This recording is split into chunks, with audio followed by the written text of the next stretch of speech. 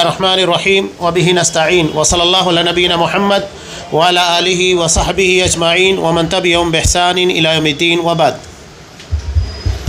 क़ाल अल्लाहु तबारक व तआला व क़ाल रब्बुकुम उदऊनी अस्तजिब लकुम इन्नल लज़ीना यस्तकबिरूना अन इबादती सयदखुलूना जहन्नम दाखिरीन।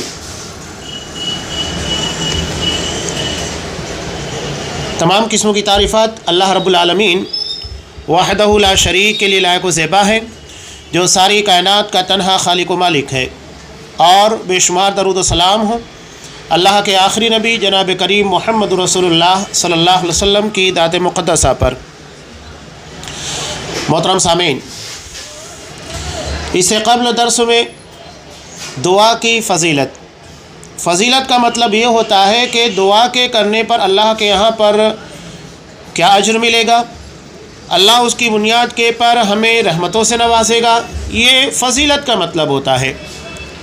यहाँ साहिब किताब शेख अब्दुल रज़्ज़ाक़ बिन अब्दुल मोहसिन अल बद्र हफ़िज़हुल्लाह ने जो उन्वान कायम किया है वो है बंदे का अल्लाह की तरफ और उससे दुआ की तरफ मोहताज होना। दो चीज़ें, अल्लाह की तरफ और दुआ, दो चीज़ें। इंसान दुआ मांगे या ना मांगे वो अल्लाह का मोहताज है, और दुआ में भी मोहताज है, यानी दुआ करना भी है तो अल्लाह ही का मोहताज। दोनों चीज़ें ज़रूरी है, यानी मांगने में भी और बिन मांगे दोनों सूरतों में वो सिर्फ़ अल्लाह का मोहताज है। यहाँ साहिब किताब ने जिस रिवायत को नकल किया बहुत मशहूर रिवायत है, हदीस कुदसी है, जिसे इमाम मुस्लिम रहमतुल्लाह अलैह ने नकल किया है। इसे हदीस अबू ज़र अल ग़िफ़ारी रज़ी अल्लाह ताला अन्हु के नाम से जाना जाता है। हदीस में ऐसी बहुत सारी मिसालें आपको मिलेगी। एक हदीस जो इंतहाई मशहूर है, इमाम मुस्लिम रहमतुल्लाह अलैह ने नकल किया, वो है हदीस जिब्राइल, जिसमें ईमान, इस्लाम, एहसान इन चीज़ों का तज़किरा है, क़यामत की निशानियाँ बताई गई है। एक हदीस हलाल और हराम के पर है, जिसमें हलाल और हराम के बारे में बुनियादी चीज़ों को बयान किया, जिसे इमाम बुखारी रहमतुल्लाह अलैह ने नकल किया हज़रत नुमान बिन बशीर रज़ी अल्लाह ताला अन्हुमा से कि अल हलाल बैयिन वल हराम बैयिन व बैनहुमा उमूर मुश्तबिहात। तो रिवायतें और अहादीस ऐसी हैं जो किसी मामले के अंदर मशहूर हो जाती है, तो ऐसे ही ये रिवायत जो हदीस कुदसी है, ये बंदों की मोहताजगी और अल्लाह के गिना के बारे में मशहूर है। कई अहम चीज़ों का अल्लाह ने इसमें तज़किरा किया है। सबसे पहली चीज़ अल्लाह ने कहा, या इबादी इन्नी हर्रमतु ज़ुल्म अला नफ्सी, मेरे बंदो मैंने अपने पर जुल्म को हराम करार दिया है। एक अहम सवाल है, अल्लाह कादिर है हर चीज़ के पर, इन्नल्लाह अला कुल्ली शैइन क़दीर, अल्लाह हर चीज़ पर कुदरत रखता है। तो क्या अल्लाह जुल्म के पर भी कुदरत रखता है? यकीनन रखता है। जब वो हर चीज़ के पर कादिर है तो अल्लाह जुल्म पर भी कुदरत रखता है, लेकिन उसने जुल्म को अपने ऊपर हराम करार लिया है, खुद ही उसने हराम ठहराया है। कोई अगर ये कहे कि अल्लाह जुल्म पर कुदरत नहीं रखता, तो इसका मतलब ये है कि अल्लाह की कुदरत के बारे में वो इनकार कर रहा है। कुदरत रखता है, लेकिन अल्लाह ने उसे अपने ऊपर हराम ठहरा लिया है। अल्लाह के लिए वो तमाम चीज़ें जो ऐब या उसकी ज़ात और सिफ़ात में किसी भी तरह की ख़राबी और नक्स का ज़रिया बनती है, वो अल्लाह उन तमाम चीज़ों से पाक और मुबर्रा है। तस्बीह का मतलब वही होता है, अल्लाह को हर किस्म के ऐब से, हर किस्म की खामी से पाक और मुबर्रा करार देना। तस्बीह का मतलब वही है। सुबहान अल्लाह जब हम कहते हैं तो उसका मतलब वही होता है। अगर हमें कोई चीज़ अचंभे में डाल देती है, हैरत में डाल देती है, तो हम क्या कहते हैं? सुबहान अल्लाह। क्यों कहते हैं? कि असल में हमारे एतबार से ताज्जुब खेज़ है, लेकिन अल्लाह इन तमाम चीज़ों से बरी है कि उसके लिए कोई चीज़ ताज्जुब खेज़ हो, ये हमारे लिए है, अल्लाह के लिए कोई चीज़ ताज्जुब खेज़ नहीं। हम नमाज में हमें क्या हुक्म दिया गया है? इमाम अगर गलती करता है, सहव करता है, तो हुक्म क्या दिया गया? सुबहान अल्लाह कहने का। क्यों कहा गया? कहने का मतलब यह है कि बंदे में ख़ता है, अल्लाह में ख़ता नहीं है। अल्लाह हर ख़ता से, हर ऐब से पाक है। सहव से, निसियान से, भूलने से अल्लाह पाक है। वमा कान रब्बुका नसिया, तुम्हारा रब कोई चीज़ नहीं भूलता, हर चीज़ अल्लाह के इल्म में है, अल्लाह के इल्म के बाहर कोई चीज़ नहीं। अब यहाँ अल्लाह ने कहा कि मेरे बंदो, मैंने अपने ऊपर जुल्म को हराम करार लिया है। वजअलतुहु बैनकुम मुहर्रमन फला तज़ालमू, और उसे तुम्हारे दरमियान भी हराम ठहरा दिया है, बस आपस में एक दूसरे के पर जुल्म ना करो। अरबी ज़बान में जुल्म की तारीफ़ क्या बयान की जाती है, बहुत प्यारी तारीफ़ है। वज़उ शै फ़ी गैरि महल्लिही, किसी चीज़ को उसके जायज़ मकाम से हटाकर किसी गलत जगह के पर, जायज़ मकाम से हटेगी तो गलत जगह जाएगी, जायज़ मकाम से हटा देना, दूसरी जगह रख देना, ये जुल्म है। अल्लाह ने हमें लिबास दिया है, मिसाल के तौर पर टोपी है, इसके पहनने का मकाम सर है, अगर इसे हम हाथ में पहन ले, पैर में पहन ले, ये जुल्म है, इसलिए कि उसके जायज़ मकाम से उसको हटा दिया गया है, तो ये जुल्म है। शिर्क को जुल्म अजीम से ताबीर किया कुरान मजीद ने। क्यों किया? इसलिए कि ये अल्लाह तबारक व तआला के हक़ के साथ ज़्यादती होती है, इसलिए वो सबसे बड़ा जुल्म है। इसकी मिसाल मैं अक्सर दिया करता हूँ कि अगर एक थप्पड़ आप अपने बच्चे को मार दें, एक थप्पड़ आप अपने भाई को मार दें, अपने साथी को मार दें, लेकिन वही एक थप्पड़ आप अपनी माँ या अपने बाप को मारे, थप्पड़ एक ही है, लेकिन मकाम के एतबार से उसका गुनाह ज़्यादा होगा।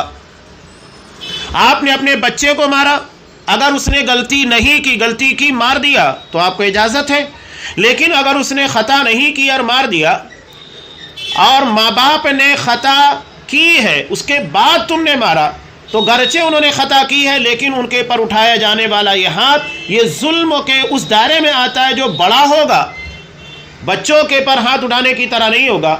हालांकि दोनों जगह के, तीनों मकाम के पर सेम कंडीशन पाई जाती है, लेकिन मकाम के एतबार से वही चीज़ बड़ी या छोटी बन जाती है।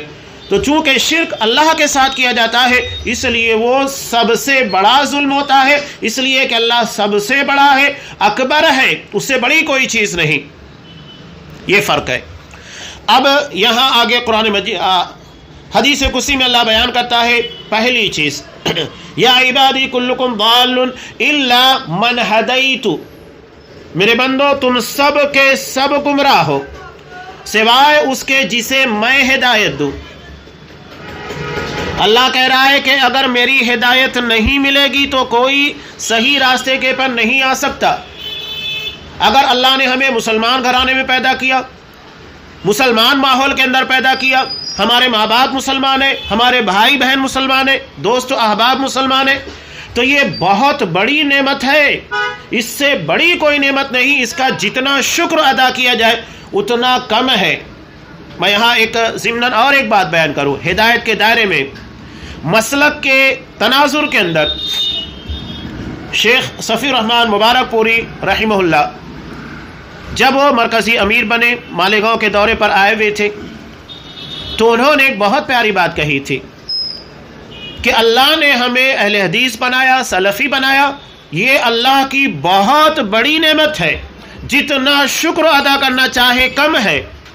वरना अगर हम अहले हदीस नहीं होते, सलफ़ी नहीं होते, तो नतीजा क्या होता, पता नहीं किस मज़ार के पर जाकर सर टेकते, कितनी अहादीस को महज मसलक की बुनियाद के पर रौंद देते। आज हो रहा है। मशहूर रिवायतें रफ़ुल यदैन की देखिए, आमीन की देखिए, सीने के पर हाथ बांधने की देखिए, और भी बहुत सारी रिवायत, नमाज के बारे में ही बहुत सारी दलीलें दी जा सकती हैं। और रमज़ान मुबारक करीब आ रहा है, आप देखिए हदीस की खुली खुली मुखालफत। आपने ये कहा कि इफ्तार में ताजील की जाए तो नहीं, 3 मिनट 4 मिनट 5 मिनट तक इंतज़ार किया जाता है। सहर के बारे में कहा कि उसमें ताख़ीर हो, यानी वक्त से कुछ मिनट पहले अपनी सहर को मुकम्मल करो, अल्लाह के रसूल सल्लल्लाहु अलैहि वसल्लम की सुन्नत है, तो वहाँ पर ताजील होती है। खुली खुली मुखालफत। जहाँ ये हुक्म है कि जल्दी करना है तो देर करेंगे, ताख़ीर करेंगे, और जहाँ पर ताख़ीर का हुक्म है वहाँ जल्दी करेंगे। खुली खुली मुखालफतें किस बुनियाद पर हो रही है? ये महज मसलक की बुनियाद के पर, तकलीद की बुनियाद पर, तासुब की बुनियाद पर। तो अल्लाह ने हमें अहले हदीस बनाया, सलफ़ी बनाया, ये बहुत बड़ी नेमत है कि आज किसी अहले हदीस को जुर्रत नहीं हो सकती کہ وہ کسی حدیث کا انکار کرے یا کسی حدیث کی مخالفت کرے، عملاً کرتا ہے ایک الگ چیز ہے، لیکن مانتا ہے کہ ہاں یہ حدیث ہے، عملی کوتاہیاں ایک الگ چیز ہے.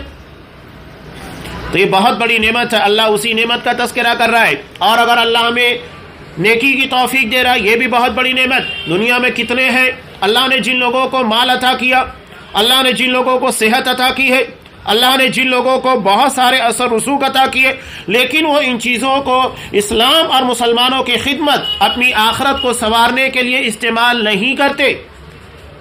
ہو رہا ہے. بہت سارے لوگ تمنا کرتے ہیں اللہ نے جنہیں مال نہیں دیا، وہ تمنا کرتے ہیں کہ اللہ اگر مجھے نوازا ہوتا تو میں اللہ کی راہ میں وقت پڑھنے پر اتنا خرچ کرتا. بہت سارے تمنا کرتے کاش اللہ مجھے نوازا ہوتا تو میں مسجد بنوا دیتا، مدرسے بنا دیتا، ہاسپٹل بنا دیتا. اور جن لوگوں کے پاس ہے وہ کر ہی نہیں رہے.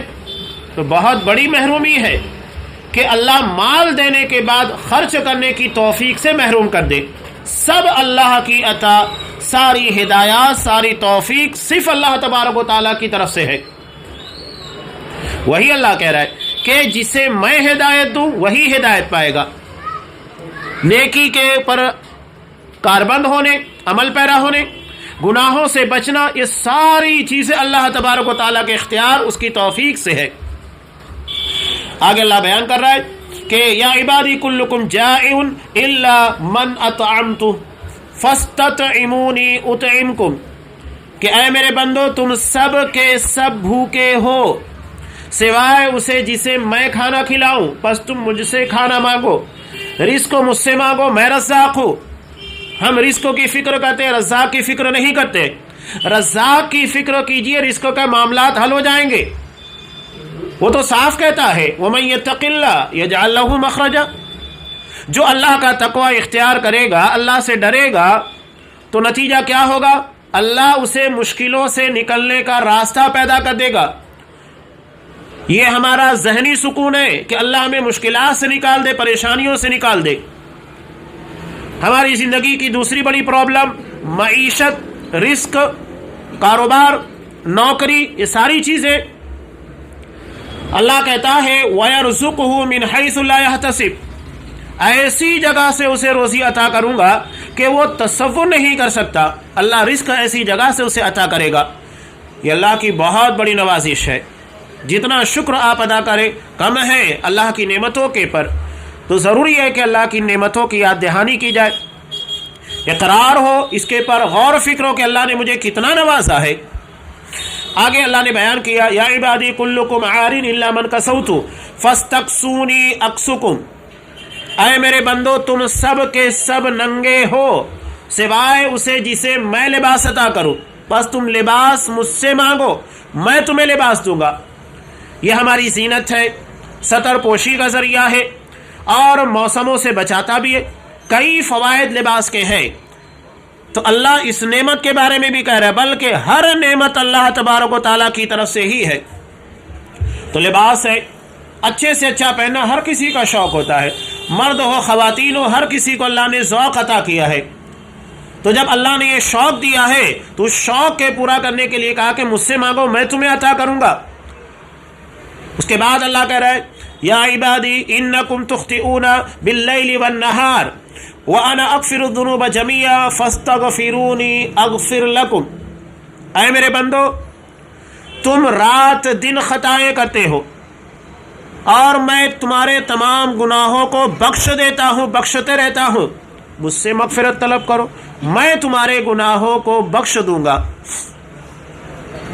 یہ حدیث جو چل رہی ہے طویل روایت ہے، اس میں اللہ ہر جگہ مانگنے کا حکم دے رہا ہے. اگر ہمیں ہدایت ہے جو سب سے عظیم نعمت ہے وہ مانگنا ہے، اسے بھی دعا کی شکل میں مانگنا ہوگا، اور وہی سورہ فاتحہ کے اندر مانگی جاتی ہے اہدنا الصراط المستقیم، کہ اللہ ہمیں صراط مستقیم کی ہدایت دے. ہدایت کئی معنی میں ہے. ایک تو یہ ہے کہ صحیح راستے کا علم عطا کر دینا، دوسرا یہ ہے کہ اس کی توفیق دینا، اور تیسرا یہ ہے کہ اس کے پر استقامت جمنے کی، ڈٹے رہنے کی توفیق عنایت فرمانا. مثال کے طور پر ایک شخص نے اللہ سے صحیح راستے کی ہدایت مانگی، اللہ نے اس کو اسلام کے بارے میں صحیح نالج عطا کر دی، اسے سمجھ میں آ گیا کہ تمام مذاہب میں صرف اسلام ہی ایسا مذہب ہے، ایسا دین ہے جو صحیح ہے، اور یہ دنیا اور آخرت کی نجات کا ذریعہ ہے، اللہ کی خوشی اور رضا صرف اسی دین کے پر عمل کرنے پر ہے۔ معلوم ہو گیا۔ دوسری توفیق کہ اس دین کے پر عمل کرنے، اسے قبول کرنے کی توفیق مل جائے، یہ اہم چیز ہے۔ پہلا سمجھ میں آنا، اس لیے کہ جب تک ذہن و دماغ اسے قبول نہیں کرے گا تو کیسے اس چیز کو مانے گا، اس کے پر عمل پیرا کیسے ہوگا۔ پہلا پوائنٹ یہ ہوتا ہے کہ بندہ تسلیم کرے، اسے مانے کہ ہاں یہ صحیح ہے، اور اس کے بعد کا اسٹیپ ہوتا ہے، درجہ ہوتا ہے کہ اس کے پر عمل کی توفیق مل جائے، اور تیسرا یہ ہے کہ اس کے پر جمے رہے۔ یہ بہت اہم چیز ہوتی ہے، ورنہ ہم دیکھتے ہیں کہ اچانک کبھی کبھی کسی حادثے کی وجہ سے، کسی مشکل، کسی پریشانی کی وجہ سے انسان مسجد کا رخ کرنے لگتا ہے، گناہوں سے دور ہو جاتا ہے، نیکی کے پر چلنے لگتا ہے، لیکن ذرا سا ماحول بہتر ہوتا ہے، یعنی اسے لگتا ہے کہ ہاں اب زندگی کے اندر کوئی پریشانی، تکلیف اور درد نہیں ہے، پھر دوبارہ اسی ڈگر کے پر، تو کیا فائدہ، استقامت نہیں ملی۔ اللہ کے رسول نے کہا عمل تھوڑا ہونا چاہیے لیکن اس کے پر استقامت ہونا چاہیے، جمے رہنا چاہیے، تو یہ تھوڑا بہت بن جاتا ہے۔ وہی خرگوش اور کچھوے والی چال کا معاملہ ہے، اچانک جوش و خروش میں، جذبات میں آنے کے بعد خوب کر لیا، ٹھنڈے بیٹھ گئے، نہیں، استقامت۔ اللہ کے رسول نے کہا بہترین عمل وہ ہے جو تھوڑا ہو لیکن مستقل کیا جائے۔ یہی ہماری زندگی کی انکم کا ہوتا ہے کہ اگر ہم روزانہ تھوڑا تھوڑا بچاتے رہتے ہیں، سال دو سال میں بہت کچھ ہو جاتا ہے، تو یہ تھوڑا تھوڑا محسوس نہیں ہوتا ہے، لیکن یہ وقت کے ساتھ ساتھ بڑھتے چلتا ہے، اور جب موقع آتا ہے تو انسان کو ایسا لگتا ہے کہ میں نے بہت کچھ کما لیا تھا۔ تو نیکی چاہے تھوڑی ہو، مختصر ہو، لیکن اس کے پر دوام ہونا چاہیے، استقامت ہونا چاہیے، ڈٹے رہنا چاہیے۔ تو اللہ نے یہاں پر یہ کہا کہ تم دن رات خطا کرتے ہو، گناہ کرتے ہو، میں تمہارے تمام گناہوں کو بخش دیتا ہوں، پس تم لوگ مجھ سے مغفرت کو طلب کرو، میں تمہارے گناہوں کو بخش دوں گا۔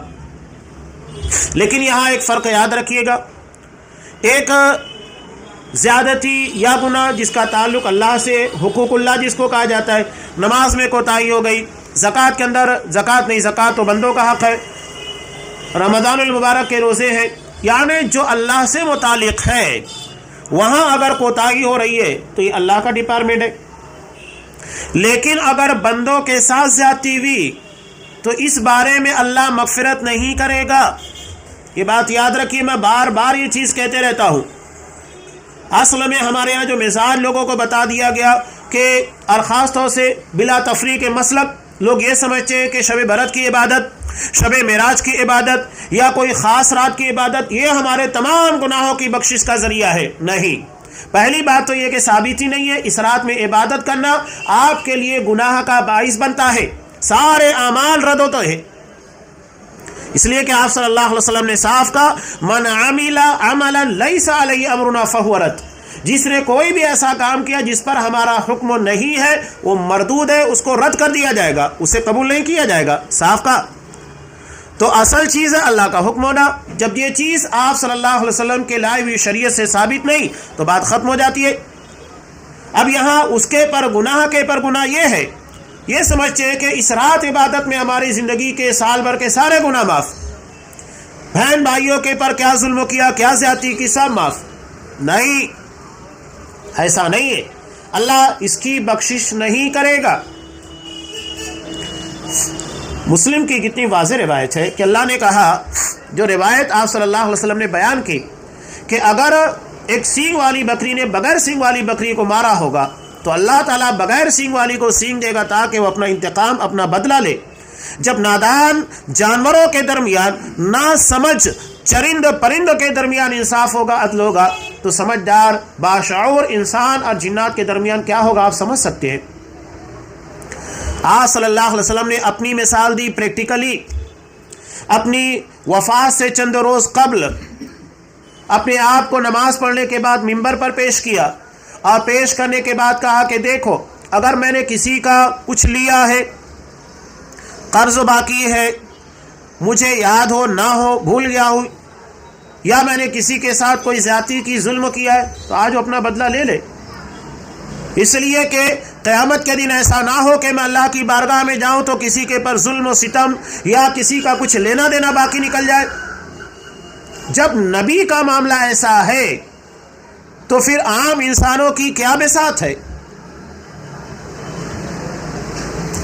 یہاں ایک اہم بات اور میں بیان کروں، اللہ تبارک و تعالی مغفرت بہت وسیع کرے گا۔ حضرت عبداللہ بن مسعود رضی اللہ تعالیٰ عنہ کی روایت بھی ہے کہ اللہ قیامت کے دن اتنی وسیع مغفرت فرمائے گا بندہ اس کا گمان نہیں کر سکتا، اور صحیح بات ہے۔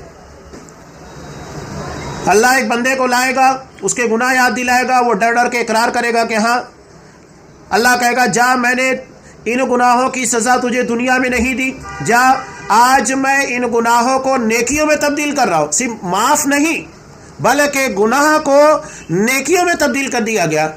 تو بندہ بڑھ چڑھ کر بتائے گا کہ میں نے یہ بھی کیا، میں نے یہ بھی کیا۔ اللہ ہنسنے لگے گا، مسکرانے لگ جائے گا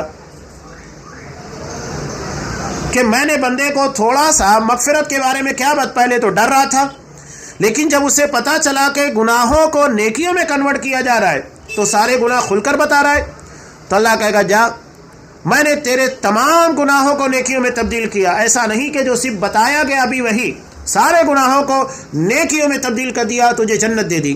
یہ اللہ کی عطا، اللہ کی بخشش ہے، کون تصور کر سکتا ہے، کون گمان کر سکتا ہے۔ اللہ پل صراط کے پار کرنے کے بعد، اس لیے کہ تمام اہل ایمان پل صراط کو پار کر جائیں گے، پل صراط کے پار کرنے کے بعد ایک کنترا ہوگا، چھوٹا سا پل ہوگا جنت تک جانے کے لیے۔ اب چونکہ پل صراط کو پار کرنے والے صرف اہل ایمان ہوں گے، باقی سارے کے سارے چھٹ چکے ہوں گے۔ اللہ تبارک و تعالی ہمیں ان کامیاب لوگوں میں شامل کرے، آمین۔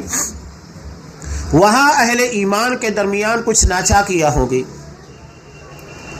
تو اللہ جس کے پر ظلم ہوا، زیادتی ہوئی، اس سے کہے گا کیا تو اس بندے کی خطا کو جس نے تیرے ساتھ ظلم اور زیادتی کی تھی بخشنے کے لیے تیار ہے؟ میں اس بخشش کے اور اس معافی کے بدلے میں جنت میں تجھے یہ عطا کروں گا۔ بندہ فوراً تیار ہو جائے گا کہ ہاں اللہ، جب جنت میں مجھے اتنا عظیم الشان انعام مل رہا ہے تو میں کیوں نہیں معاف کروں گا۔ اللہ اس کے بدلے میں جنت میں وہ چیز اس کو عطا کرے گا اور بندہ اسے معاف کر دے گا۔ مومنوں کے معاملات کی صفائی کرنے کے بعد انہیں جنت میں داخل کیا جائے گا۔ اسی کو سورہ ہجر میں اللہ نے بیان کیا، وَنَزَعْنَا مَا فِي صُدُورِهِم مِّن غِلٍّ إِخْوَانًا عَلَىٰ سُرُرٍ مُتَقَابِلِينَ۔ ہم ان کے دلوں میں جو کینہ ہوگا، غل کینہ، جس کی بنیاد کے پر بہت ساری خرابیاں اور دنیا میں جتنی بھی برائیاں ہیں اس کے بنیادی وجہ غل ہے، کینہ ہے، تو اللہ وَنَزَعْنَا مَا فِي صُدُورِهِم مِّن غل کو نکال لے گا۔ اور وہی ایسی چپ ہے، ایسا وائرس ہے جو انسان کو خراب اور تباہ و برباد کرتا ہے۔ اسی سے لالچ پیدا ہوتی ہے، اسی سے ظلم کی طرف میلان ہوتا ہے، اس لیے کہ لالچ پیدا ہوگی تو انسان ظلم کرے گا۔ یہ ساری خرابیاں ہیں، تو یہ اللہ کی بہت وسیع مغفرت ہوگی۔ میں نے اس ضمن میں اس لیے ان چیزوں کو بیان کر دیا تاکہ حالانکہ بار بار چیزیں آتی ہیں، بار بار بیان کرنا بھی ضروری ہے کہ اللہ اور بندے کے حقوق کے درمیان فرق کو ملحوظ رکھا جائے۔ یہ نہیں کہ لوگ کہتے بھی ہیں کہ کعبہ کا چکر لگانے سے لوگوں کے دیے ہوئے چکر ختم نہیں ہوں گے، معاف نہیں ہوں گے۔ تو اگر ہم نے لوگوں کو چکر دیا، جھانسا دیا ہے، ان کے پر ظلم و زیادتی کی ہے، معاملات حل نہیں ہوں گے۔ یا ہم سوچیں کہ کاروبار کے اندر پک فنی اور دیگر معاملات کے اندر چوری چماری کریں اور اس کے بعد حج کے پر حج، عمرہ کے اوپر عمرہ کرتے رہیں اور اللہ میں معاف کرے گا، نہیں ہوگا۔ اپنے معاملات کو پہلے کلیئر کیجئے، صاف کیجئے، اس کے بعد عبادات کیجئے۔ تو اللہ نے کہا میں سب کو معاف کرتا ہوں۔ آگے اللہ بیان کر رہا ہے کہ یا عبادی انکم لن تبلغوا ضری فتضرونی، اے میرے بندو تم میرے نقصان کو نہیں پہنچ سکتے کہ تم مجھے نقصان پہنچا سکو۔ ایسا تمہارے اندر ہے ہی نہیں کہ اللہ کو کوئی نقصان پہنچا سکے، ناممکن چیز ہے، اللہ کو کوئی نقصان نہیں پہنچا سکتا۔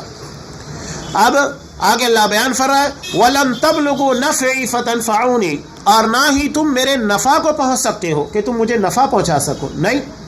جو نقصان ہوگا وہ ہم اپنا کریں گے، جو فائدہ ہوگا وہ ہم اپنا کریں گے۔ نہ ہم اللہ کو کوئی فائدہ پہنچا سکتے نہ نقصان پہنچا سکتے۔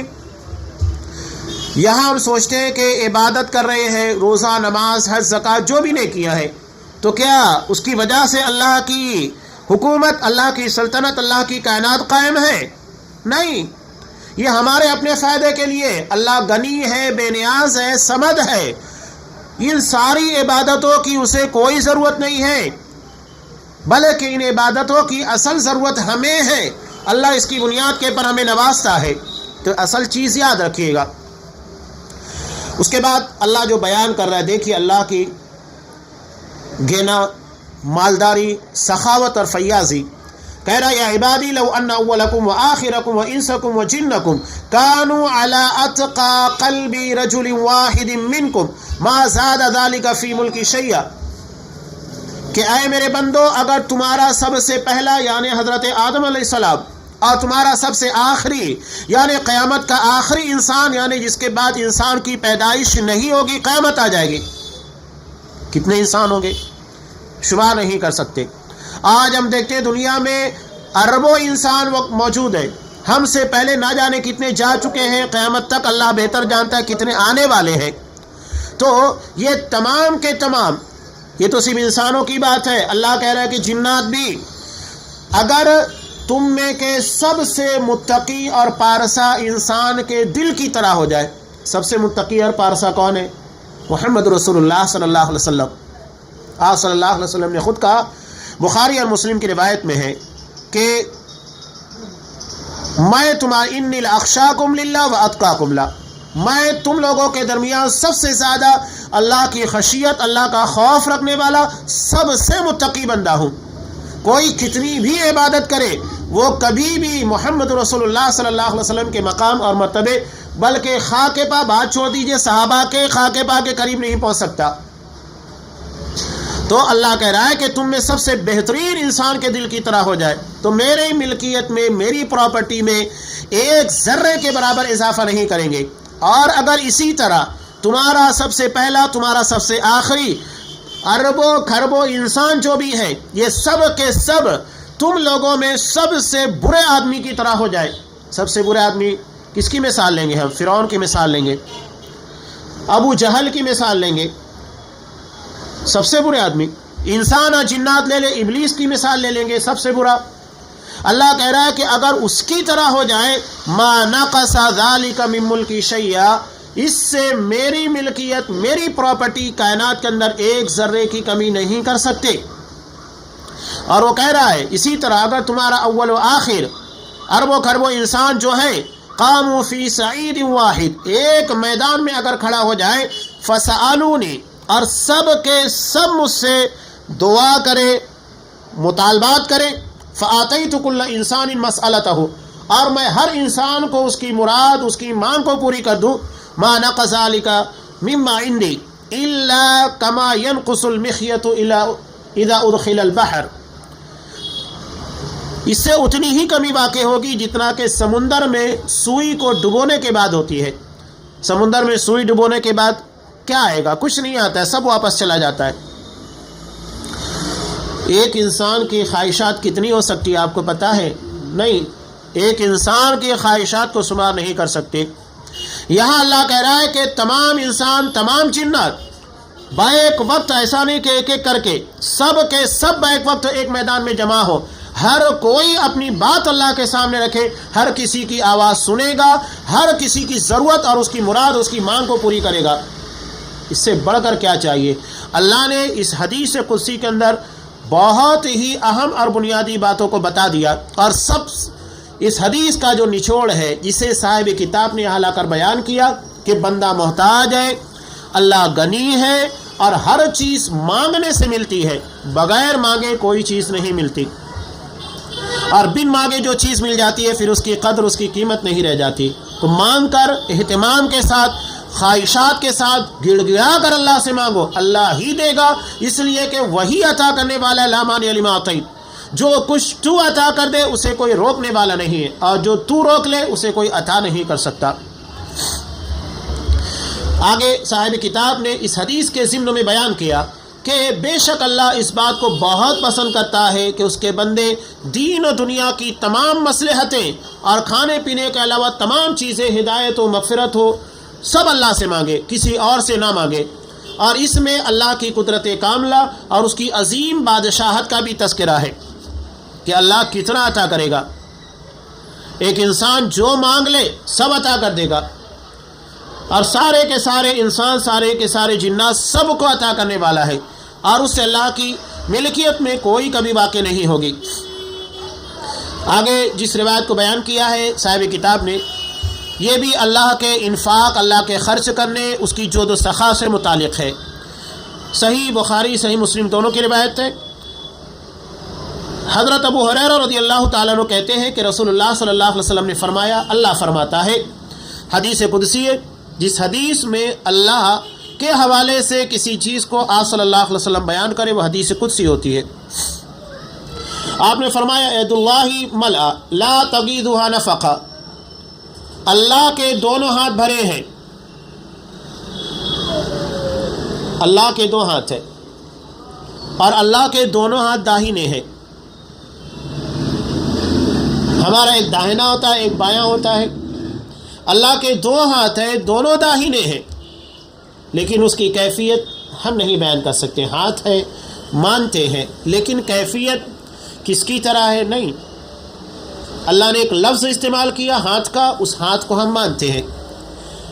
اب انسان خود ہی غور کرے کہ ہم کہتے ہیں جانور کا سر، عقاب کا سر، انسان کا سر، شیر کا، کیا تمام لوگوں کا سر کہنے سے تمام کا سر ایک ہی جیسا ہو جائے گا؟ لفظ ایک ہی ہے، لیکن ہر کسی کے سر میں تفاوت ہے، فرق ہے۔ ہر کوئی اپنی اپنی جسامت اور اپنی حیثیت کے اعتبار سے اللہ نے اس کو سر عطا کیا۔ تو اللہ کے لیے جو ہاتھ ہے، اور بھی بہت ساری چیزوں کا تذکرہ قرآن حدیث میں، اللہ کے لیے پیر کا بھی تذکرہ ہے۔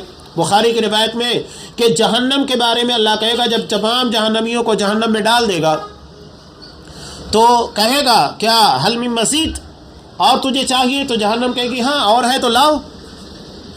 تب اللہ اپنا پیر جہنم میں داخل کرے گا تو کہے گی قط قط، بس اب کسی کی ضرورت نہیں ہے۔ بتانے کا مقصود یہ ہے کہ جہنم اتنی گہری ہے کہ تمام جہنمیوں کو ڈالنے کے بعد بھی وہ خالی رہے گی، اور اس کے بعد بھی کہے گی حل من مزید، اور ہے تو لاؤ ڈالو۔ تو اللہ اپنا پیر اس میں داخل کرے گا۔ تو اللہ کا پیر بھی ہے، اللہ کی آنکھ بھی ہے۔ تو یہاں بیان کیا گیا اللہ کے ہاتھ کے بارے میں۔ اللہ کا ہاتھ دونوں بھرا ہوا ہے، اور خرچ کرنے سے کوئی چیز اسے نہیں روکتی ہے۔ سحاء اللیل والنہار، دن و رات اللہ خرچ کر رہا ہے۔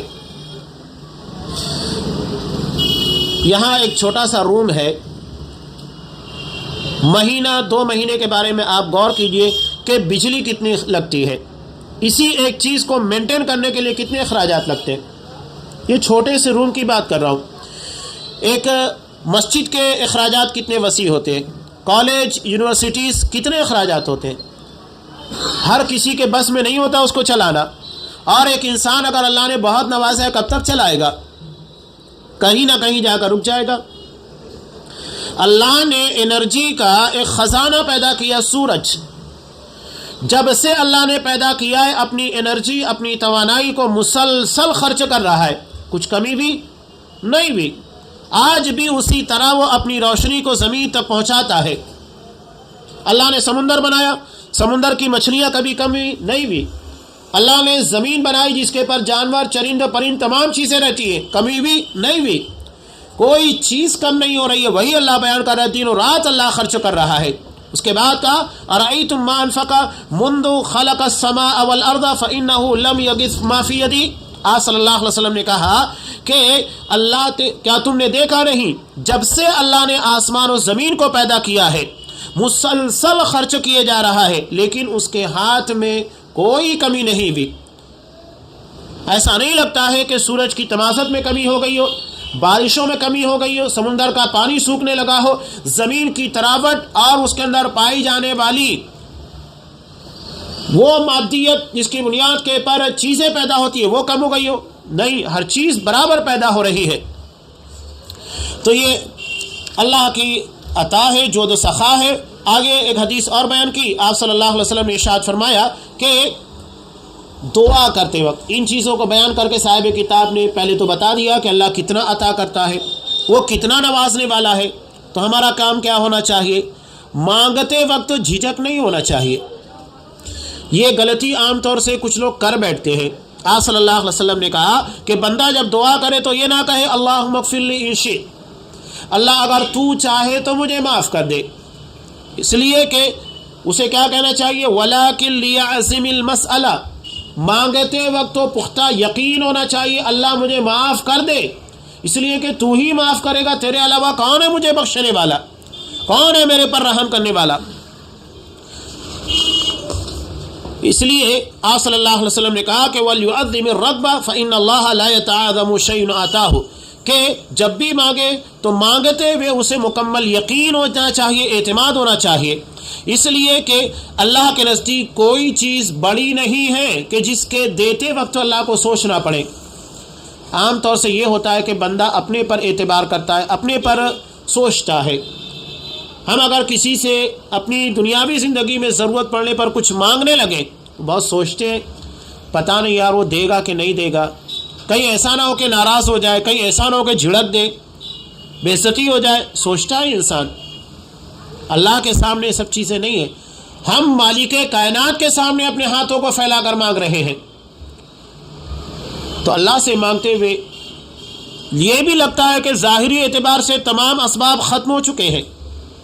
ایک حقیقی واقعہ میں صرف اشارہ کروں پونا کا، اللہ نے جس شخص کو بڑا نوازا، مسئلہ یہ تھا کہ ان کے ہاں پر پوتی پوتا نہیں ہو رہے تھے، ڈاکٹروں نے بھی جواب دے دیا کہ پیدا کرنے کی جو صلاحیت ہونا چاہیے اس سے محروم ہے، لیکن بندہ اللہ کے پر جب یقین کرتا ہے، دعا کا مطلب وہ تقدیر کو بدل دیتی ہے نا۔ بندے نے اللہ کے سامنے ہاتھوں کو پھیلا دیا، مانگا، آگے جیسے کہ روایت بھی آ رہی، گڑگڑا کر مانگا، رو کر مانگا، اس لیے کہ وہی عطا کرے گا، اللہ نے اولاد دی، محروم نہیں کیا۔ تو اللہ سے مانگتے ہوئے یقین کرنا چاہیے کہ انہونی ہونے والی ہے، جو ناممکن ہے، ایسا نہیں ہو سکتا ہے، وہی ہوتا ہے دعا سے، اور جو ہمیں لگتا ہے وہ بھی دعا سے ہوتا ہے، ہر چیز دعا کی برکت سے ہے۔ آگے ایک روایت کو اور بیان کیا، نبی کریم صلی اللہ علیہ وسلم نے ارشاد فرمایا اذا دعوتم اللہ فارفعوا فی المسألہ فإن ما عنده لا ينفد شيء وإذا دعوتم فاعزموا فإن الله لا مستكره له، کہ جب تم اللہ سے دعا کرو تو سوال کرنے میں بلند حوصلہ رکھو، مانگتے ہوئے یقین ہونا چاہیے اللہ دے گا، اور بے شک اللہ کے پاس جو ہے اس میں کوئی کمی نہیں ہوتی، اور جب تم اللہ سے مانگو تو حاصل کرنے کا یقین رکھ کر مانگو، کیونکہ اللہ سے کوئی زبردستی کرنے والا نہیں۔ آگے ایک اور حدیث نقل کی کہ میرے پاس جو کچھ ہے، اللہ خود کہہ رہا ہے حدیث قدسی ہے، اور اس کا پیچھے بھی تذکرہ گزر چکا ہے کہ میرے پاس جو کچھ ہے وہ کم نہ ہوگا مگر جیسے دریا میں سوئی ڈبو کر نکال لو تو دریا کا جتنا پانی کم ہوتا ہے، سوئی ڈبونے سے نہیں ہوتا ہے۔ اللہ کے خزانے لامحدود ہے، اس کی کوئی انتہا نہیں ہے۔ آگے حدیث کے ایک آیت کو نقل کیا، اللہ ارشاد فرماتا ہے ما عندکم ینفد وما عند اللہ باق، کہ جو کچھ تمہارے پاس ہے وہ ختم ہو جائے گا، اللہ کے پاس جو ہے وہ ہمیشہ باقی رہے گا، وہ کبھی ختم نہیں ہوگا۔ یہاں ایک شعر بہت پیارا نقل کیا ہے، میں نے تذکرہ کیا، ہم ہر چیز کو بندوں کے اعتبار سے سوچتے ہیں کہ بندے سے مانگیں گے تو وہ کیا ری ایکشن دے گا، اس کے دل میں کیا خیال آئے گا۔ اسی ضمن میں ایک شعر کو انہوں نے نقل کیا کہ تم کسی چیز کی خاطر کسی مخلوق کے سامنے مت جھکو، بے شک یہ چیز تمہارے دین کو نقصان پہنچانے والی ہے، اور تم اللہ کے خزانے سے کسی بھی چیز کو مانگو یقیناً وہ کاف اور نون کے درمیان ہے۔ کاف اور نون کے درمیان کا مطلب کن، ہو جا۔ اللہ کو صرف اتنا ہی ہے، جیسا کہ اللہ خود کہتا ہے انما قولنا لشيء اذا اردناه ان نقول له كن فيكون، کہ ہمارا ارادہ کسی بھی چیز کے بارے میں ایسا ہی ہے کہ بر ہم اتنا کہیں کن، ہو جا، بس ہو جاتی ہے۔ تو اللہ سے مانگتے ہوئے یقین ہونا چاہیے کہ وہ صرف لفظ کن کی منتظر ہوتی ہے، کاف اور نون کے درمیان ہوتی ہے، کن کے، اور اس کے بعد وہ چیز ہو جاتی ہے۔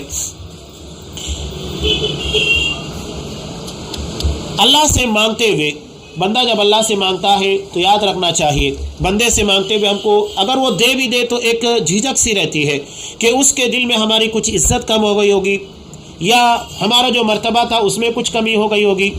اللہ کے یہاں پر ایسا معاملہ نہیں ہے. اگر ہماری کوئی خطا کوئی غلطی لوگوں کے علم میں آتا ہے تو لوگوں کے نزدیک ہماری عزت کم ہو جاتی ہے، لیکن اللہ کے یہاں یہ چیزیں نہیں ہیں. اللہ کے یہاں معاملہ کیسا ہے؟ ایک مثال یہاں پر انہوں نے دی جو مسلم کی بہت مشہور روایت ہے. نبی کریم صلی اللہ علیہ وسلم نے کہا کہ اللہ بندے کی توبہ سے یعنی اس کے سامنے گناہوں کے بارے میں مغفرت طلب کرنے پر کتنا خوش ہوتا ہے. ایسے ہوتا ہے جیسا کہ ایک مسافر شخص اپنے ساز و سامان کے ساتھ جنگل کا سفر کر رہا تھا، ایک جگہ آرام کرنے کے لیے رکا، آرام کرنے لگا تو بیدار ہونے کے بعد دیکھتا ہے کہ اس کی سواری اس کے ساز و سامان کے ساتھ غائب ہو گئی ہے. بہت حیران ہوتا ہے، جنگل میں اب اس کو کون مدد کرنے والا ہے. بہت حیران و پریشان ہوتا ہے، پورا جنگل چھانتا ہے لیکن اسے کہیں اپنی سواری نہیں ملتی ہے. اس کے بعد وہ تھکا ہارا ایک درخت کے نیچے لیٹ جاتا ہے، تھک جاتا ہے. اس کے بعد پھر اس کی نیند کھلتی ہے تو دیکھتا ہے کہ اس کی سواری ساز و سامان کے ساتھ وہیں پر کھڑی ہے. وہ خوشی کے مارے کہتا ہے کہ اللہ تو میرا بندہ ہے، میں تیرا رب ہوں. وہ خوشی کے مارے خطا کر جاتا ہے. اسے یہ کہنا چاہیے کہ اللہ تو میرا رب ہے، میں تیرا بندہ ہوں. تو اللہ اس بندے سے زیادہ خوش ہوتا ہے. یہاں معاملہ کیا بتایا گیا ہے؟ ایک آدمی جس کی سواری تھی، جس کا ساز و سامان تھا، یعنی اس کا مالک تھا. اب وہ چیز اس کی ملکیت ہے، اسی کے پاس آنی چاہیے، کسی اور کے پاس نہیں جانا چاہیے. تو ایسے ہی بندہ اللہ کی ملکیت، پوری کائنات اللہ کی ملکیت ہے. ہم اپنی خطا اپنی گناہ کی وجہ سے اللہ سے دور چلے جاتے ہیں اور توبہ کے ذریعے پلٹ کر اللہ کی مغفرت اللہ کی رحمت کے قریب آ جاتے ہیں. تو اللہ سے زیادہ کون خوش ہوگا کہ بندہ پلٹ کر جس اپنے مالک کی طرف چلا آیا ہے، تو اللہ سے زیادہ کون خوش ہوگا. اب یہاں ایک ضمناً ایک بات میں بیان کروں. کچھ لوگ حدیثوں کو زبردستی غلط معنی اور مفہوم پہنچانے کی کوشش کرتے ہیں، غلط معنی پہنانے کی کوشش کرتے ہیں.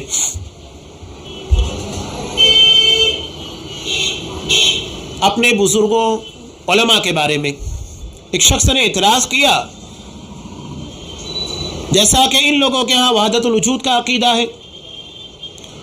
رشید احمد گنگوہی کے بارے میں مشہور ہے، ان کی اپنی کتاب تذکرۃ الرشید کے اندر لکھا بھی ہوا ہے. جب انہوں نے ایک ویشیہ طوائف سے کہا تھا کہ کرنے والا وہی کروانے والا وہی، یعنی وحدت الوجود، تو وہ طوائف کہنے لگی ویشیہ، اللہ نے اس کو اتنا شعور عطا کیا تھا کہ میں ایسے شخص کے پر تھوکتی ہوں جو ایسا عقیدہ ایسا ایمان اور یقین رکھتا ہے. یہ بات چلی تو کہنے والے نے کہا کہ مسلم کی روایت میں بھی ہے نا کہ ایک مثال نبی کریم صلی اللہ علیہ وسلم نے بیان کی کہ بندہ خوشی کے مارے کہتا ہے کہ تو میرا بندہ ہے، میں تیرا رب ہوں. تو اس کے بارے میں کوئی غلطی نہیں بیان کی گئی. اب دیکھیے ایک واقعہ ہے، وہاں فرط جذبات کا تذکرہ ہے. خوشی کے مارے ہماری زبان بھی عام طور سے خوشی کے مارے لفظش کر جاتی ہے، خطا کر جاتی ہے، سبقت لسانی ہوتی ہے، لیکن انسان فوراً اس کے بارے میں چوکنا ہوتا ہے، اس کو صحیح کرتا ہے اور اس کے بارے میں استغفار کر لیتا ہے. اب یہاں ایسی کون سی فرط جذبات والی بات تھی، کون سی ایسی خوشی کا ماحول تھا کہ حضرت کی زبان سے ایسی بات نکل گئی، کرنے والا وہی کروانے والا وہی، دونوں ایک ہی ہے. تو اس میں جرم اور خطا کیا ہے؟ اس میں کون سے فرط جذبات کی بات تھی؟ اور وہاں پر اللہ کے رسول کہہ رہے ہیں کہ اس نے خطا کی، اس نے غلطی کی. یہاں کیا اس کتاب میں اس واقعے کے تناظر میں لکھا ہے کہ انہوں نے غلطی کی؟ نہیں لکھا ہے. تو غلطیوں کو مانو، اور یہ کوئی چھوٹی خطا نہیں ہے کہ یہ کہا جائے کہ کرنے والا کروانے والا. ایک تو ظاہری اعتبار سے بد اخلاقی کی انتہا ہے، اور دوسرے بات عقیدے کی خرابی کی انتہا کے نعوذ باللہ کہ ہر چیز کو اللہ کے وجود کا حصہ مانا جائے. دونوں غلط ہے. یہاں الحمدللہ اس باب سے متعلق جو باتیں تھی مکمل ہو چکی ہے. آگے جو باب انہوں نے قائم کیا ہے کہ اللہ تعالیٰ کا دعا کرنے والے کی دعاؤں کو قبول کرنا۔ انشاءاللہ اس کا تفصیلی بیان آئندہ جب بھی درس رہے گا وہ آپ کے سامنے بیان کیا جائے گا۔ یہ جو چیز صاحب کتاب نے ہمارے سامنے رکھی، اللہ کی عطا، اللہ کی جود و سخا، اللہ کی نوازش، بتانے کا مقصود یہ کہ اللہ بہت عطا کرنے والا ہے، اس کے خزانے میں کوئی کمی نہیں ہے۔ ہماری مرادیں تھک سکتی ہیں، ہماری خواہشات جواب دے سکتی ہیں اور ہماری مرادیں دم توڑ سکتی ہیں، لیکن اللہ کی عطا نہیں۔ تو اللہ سے مانگتے ہوئے جھجکنا نہیں چاہیے، جو مانگنا ہے مانگو، آگے اس کی بہت ساری تفصیل ہے۔ اللہ تبارک و تعالی ہمیں صرف اسی کا محتاج بندہ بنائے، ہم جو مانگے اللہ وہ عطا کرے، اللہ ہمیں ہدایت دے، اللہ ہمیں دنیا کی تمام نوازشیں جس کے ہم محتاج ہیں وہ تمام چیزیں ہمیں اپنی زندگی کے اندر عطا فرمائے، ہر قسم کے شر، فتنے اور ہر قسم کی بدعمالیوں سے ہمیں محفوظ رکھے۔ آمین۔ وآخر دعوانا الحمدللہ رب العالمین۔